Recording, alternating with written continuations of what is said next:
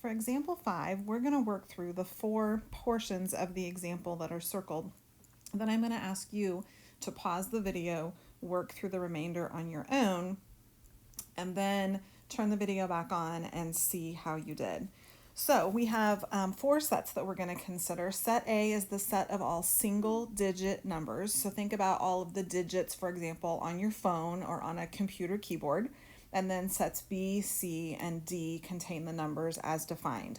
So looking at part B, is set B a proper subset of set A? So set A, this is the large set, okay? This is like our pool of numbers, the set of all single-digit numbers. The question is, using all single-digit numbers, can we create set B, which contains the numbers 4, 6, and 8?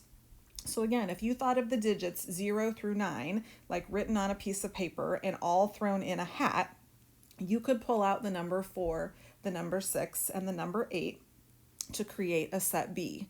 So yes, indeed, this is a proper subset.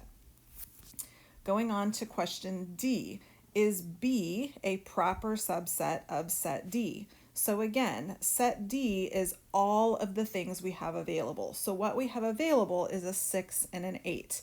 The question is, can I form set B, which contains the numbers 4, 6, and 8, if all I have in the hat to begin with is the number 6 and the number 8? Well, no, I can't. There's no way I can get a 4 if all I had to begin with is a 6 and an 8. Moving on to question F, is C a subset of set C? So remember, that line underneath the bottom means that those sets can indeed be equal. So C is equal to itself. So yes, C is a subset of set C. And then moving on to I, is the empty set a proper subset of set C? So set C contains the numbers 4, 6, 8, and 10. Those are the numbers in the hat.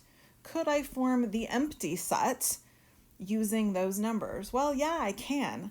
I just choose not to pick any of those numbers. Okay, it's perfectly fine to say, I don't want any of those. So the empty set is always going to be a subset, or indeed a proper subset of any set. So now what I'd like you to do is pause the video, and then I'd like you to work through the remaining questions, answering yes or no, and then when you're done, unpause the video and see how you do. So, how did you do? Now, rather than discuss every one of these through the video, instead, what I'm going to ask is if there are any of these, after looking at them, that you don't understand or you don't agree with, please post a question into the forum. This is going to be one of the places where we discuss what's going on. Please respond to each other. If you see somebody questioning why something is or is not a subset or an element or a proper subset, please give it your best shot at describing what's there, and I will be chiming in as well. So head to the forum, post your questions. Thanks.